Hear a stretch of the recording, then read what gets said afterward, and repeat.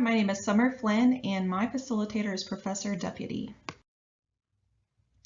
This client is a 42-year-old Caucasian married female. She lives with her husband and 3 daughters. She is self-referred for possible depression, states she has been feeling down, and this has affected her job and family life. Her chief complaint is, "I have been feeling down for a while." History of present illness. Current stressors are leaving her job to start a business, being self-employed, finances, children are homeschooled. She has increased stress, decreased mood for about 6 months, is a healthcare worker during COVID, and she's unable to manage her moods and has felt worse within the last few weeks. She has waves of sadness, hopelessness, loss of pleasure in activities, increased distraction, difficulty completing her daily tasks, feeling negative about herself and the future, and she has anxiousness and tension. She also describes feeling difficulty going to sleep and wakes up feeling unrested.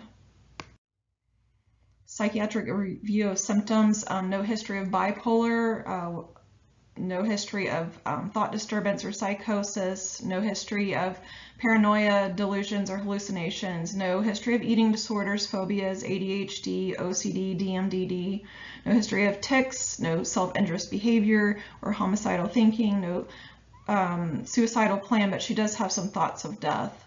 She says she would not hurt herself, or her family is her protective factor.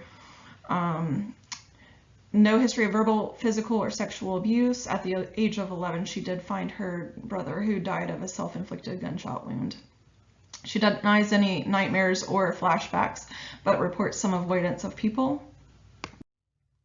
Past psychiatric history. She saw a primary care provider for feeling depressed about 5 years ago and was prescribed Zoloft for a short time, also prescribed Xanax for a short time.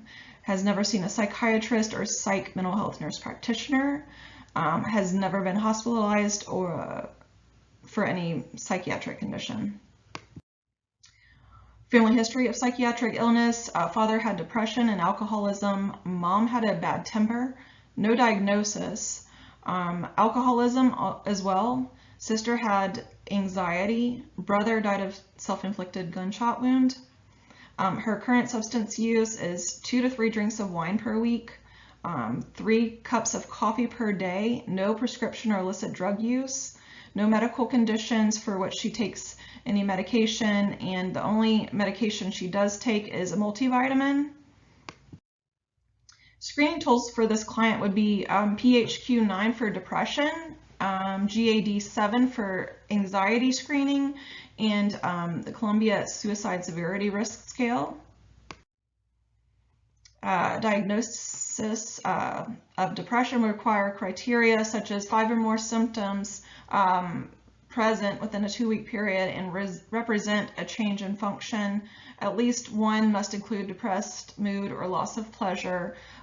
So significant weight loss, insomnia, hypersomnia, psychomotor agitation, fatigue, feelings of worthlessness, or some other symptoms.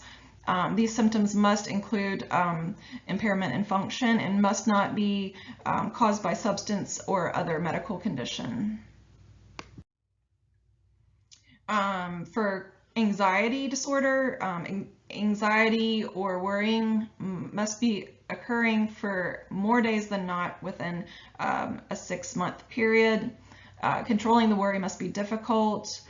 3 or more symptoms must be present: restlessness, easily fatigued, difficulty concentrating, irritability, muscle tension, sleep disturbance.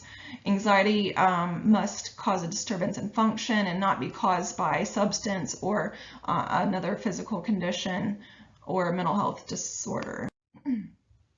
So diagnosis for this client would be major depressive disorder, current episode moderate. Secondary diagnosis would be generalized anxiety disorder.